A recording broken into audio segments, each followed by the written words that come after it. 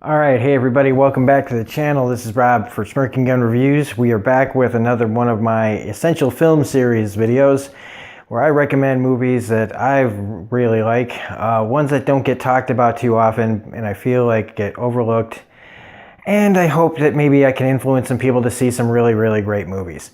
And in this case, we are back with another Michael Douglas movie. This is from 2000. It's called Wonder Boys. First we did The Game, then we did Ghost in the Darkness, and then we did Wonder Boys. I think that's just how my mind works. I get kind of on a train of thought about movies that a certain person does, and then I realize, wow, we're 3 movies deep into the series. So, Wonder Boys is directed by Curtis Hanson, and one of the main reasons why, one of the influences of me even seeing this movie was because he directed LA Confidential, which is one of my top movies of all time. But also, I read the book by Michael Chabon. Michael Chabon wrote one of my favorite books, The Amazing Adventures of Cavalier and Clay, which won like the Pulitzer Prize. So I kind of had like a double thing going here where I was like, wow, a really good book by a Pulitzer Prize winning author and a movie directed by a guy who made one of my favorite movies. Plus, you got this cast in Wonder Boys. You've got Michael Douglas, you got Frances McDormand, you got Tobey Maguire pre-Spider-Man, you got Katie Holmes, you got Robert Downey Jr. I should have said his name like quicker, but it's Robert Downey Jr. from 2000. So we're like eight years or so before Iron Man, and if you know anything about the 2000 era of Robert Downey Jr., you know he was having quite a hard time. But it didn't affect his acting. Who else is in this? You got Rip Torn, and you got a very young Alan Tudyk, and even one of the class. Takes place kind of at a school. One of the students is the guy who plays Rob McElhenney from It's Always Sunny. Is in, like, if you look real carefully and really quickly. And so this movie is okay, so it's based on this book, and one of the things that I really like about this movie is how it feels like a book. A lot of movies based on books just feel like a movie, but the way that, if you've read the book and the way that it's narrated, it is narrated like you're reading a book. And a lot of the ways that the movie story is told to me feels very much like a book. I don't feel like that's done very often. I can't remember the last time that I saw a movie that felt like I was reading a book. Now, forget the fact that I read the book. It just honestly feels like the situations and the way it's handled moves along like a book more than a screenplay, and kind of like a play, and I really dig that. One of the other great things about this is it made me really reappreciate Bob Dylan. Bob Dylan's Things Have Changed was, I believe it won Best Original Song in 2004, this movie. And after hearing this soundtrack, which I still own, I went back and started re-listening to Bob Dylan and getting a new appreciation for it. So sometimes, movies can help you that way too. The soundtrack is phenomenal, with tracks from like Neil Young and John Lennon, and more, and like 2 or 3 from like Bob Dylan. And so if you like that kind of soundtrack, it's really good. The acting in this is great. But I'm not recommending this movie because it's got some kind of good action or it's just like the best comedy or whatever. It's just a solid movie about a man with writer's block. And another thing about this that hits me is now, like when I saw this, I was like 25 when it first came out. And one of my things is that I remember going to see movies for the first time. I have a lot of like memories of those kind of moments. And I remember at the end of this movie just feeling like, I don't know, just really introspective, and it made me think about my life. And I was only 25. Now that I'm older than that, and I'm in the midst of what you could say a midlife crisis, kind of situation of my life where things are just kind of, I don't know, you're thinking about a lot. And this movie kind of hits me in that kind of like makes me think about what's going on in my own life. Because the character played by Michael Douglas, Grady Tripp, was once considered like a wonder boy. He wrote this really critically acclaimed book, but now it's been years and he has not been able to finish his follow-up. He's got this really bad case of writer's block, and his book that started out small has now ballooned to epic proportions. And when I say epic, I mean like, remember how long, if you know the movie or the book It by Stephen King, if you know how long that book is, okay, take that and then go even crazier long. Okay, his book has really just gotten out of hand. Plus, his wife has just left him.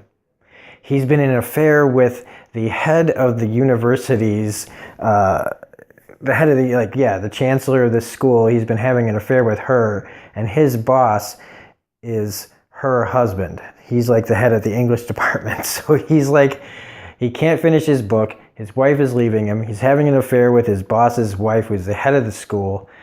He's got a student who rents a room from him, played by Katie Holmes, who has a major league like crush on him because of his, I guess she really, is attracted to his writing. And then he ends up getting kind of embroiled with this kid named James Lear, who's played by Tobey Maguire. And James Lear is basically the weirdo in the class, this writing class, who is miles ahead of everyone else as far as his abilities as a writer, which makes him the ire of other people in the class because they don't know how to deal with the fact that he's much better than they are. But he doesn't really know it.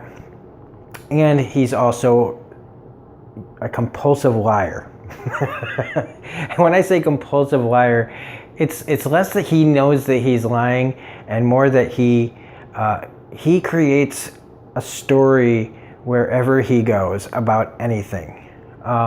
Whether it's talking about his parents to a sandwich, a place, everywhere he goes, he's making it up as he goes along, so that you really don't know if anything coming out of this kid's mouth is fiction or real. See, I don't want to call him a liar because I don't think he means to be lying.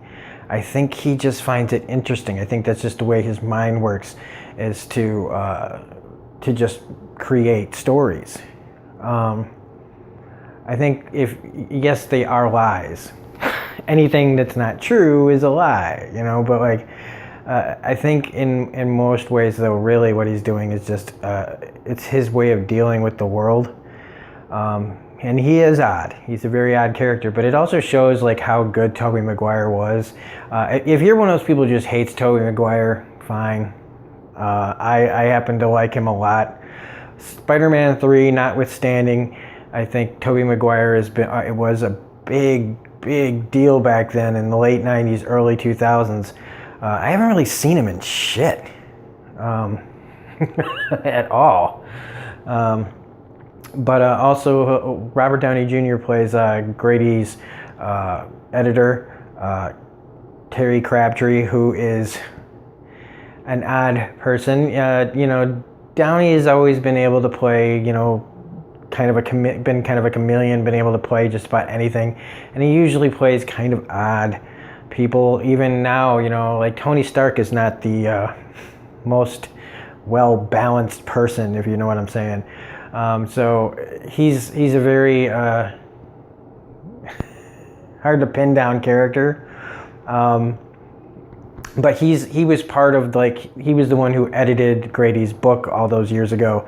And because Grady hasn't been able to produce another work, Terry's professional reputation has basically gone down the tubes because he hasn't been able to produce any other work really. So he was a Wonder Boy too. And it's kind of like their relationship with James Lear, where he's the newest Wonder Boy, is kind of changing. Like Michael Douglas is having to admit that, he's past his Wonder Boy status, and now he's met this new kid who he needs to help. And Crabtree is finding this new kid, somebody who can help him get back to the way he used to be. There's a lot of things about choices in here, especially with Grady, who really hasn't seemed to make any. Things have just happened, and then his life just kind of stalls out. And like his book, he doesn't make any choices. He just keeps going. He doesn't end it. He doesn't, like with his wife and not being in a happy marriage, not being able to commit to ending it. To choices that he has with the woman he's having an affair with, who tells, Frances McDormand's character, who tells him she's pregnant, and how he can't, make the choice to, commit to her. All these things that he's done, been in his life's just kind of been going along like his book, just not ending and not making a choice to stop or anything. And that's kind of like what this book, this movie is. I almost said book because it feels like a book.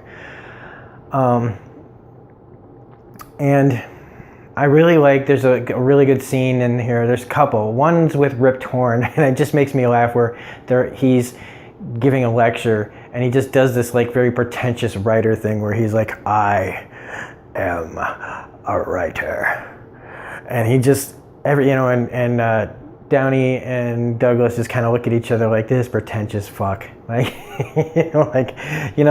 kind of guy, the kind of writer who's so famous that he's just, he just says whatever bullshit comes into his head and people just eat it up. There's another great scene where they're in a bar and they see this guy and they just kind of make up a backstory for him, and it becomes bigger and bigger backstory. And it's just kind of one of those things where it's interesting to know that these guys have probably been doing this their whole lives. And then we got the whole situation that starts the misadventure of this that has to do with the Chancellor's, Frances McDormand's character's husband's dog. He's a blind pit bull named Poe that hates Michael Douglas's character because he seemingly knows about the affair that's going on, and everything kind of starts going bad. The eventual road that Douglas finds himself in on has to do with what happens with this dog and James and him, and a jacket that used to be owned by Marilyn Monroe. And all this stuff, even as I'm saying it out loud, just feels like something out of a book. And I just dig it the whole way through. Whether it's Michael Douglas having these bouts, kind of like panic attacks, but he smokes pot all the time. So he's it's the most calm panic attacks of all time. Where he's just most people would be worried, and he's more oh. So Katie Holmes is really good in this. Very young, very rough. This is 2000 Katie Holmes, so this is before Tom Cruise got his hooks in her. So she's pretty good. Sorry. If you can just look at pictures of Katie Holmes from back in 2000, top shelf. Sorry, back on track. So, all right. I think, and I don't want to ruin the ending or anything, but I mean, everybody in this has ended up, Grady's choices and everything lead him to a satisfying conclusion about, making choices in life, making choices about the things that you really need in your life, to find your happiness. So, instead of being stalled out, instead of being in a holding pattern, what you have to do to move forward and all that. So anyway, I without saying anything more, I mean, I really, really recommend this movie. This is a little bit shorter than my usual ones, but I think I've pretty much made my point. So anyway, the next video we will be doing is not a Michael Douglas movie. I'm thinking about one of two movies. One's from the late 90s again, and the other one is from the early 90s. I haven't decided which one that's going to be yet, but that should be coming in the next day or so. And yeah, that's about it. So if you like this video, please hit the like button, comment, share, subscribe, all that jazz. I really appreciate anybody watching this. So, and I really hope that you like this movie, or if you have seen this movie, that you'll want to see it again. So this is Rob for Smirking Gun Reviews saying have a great night, and we will see you next time.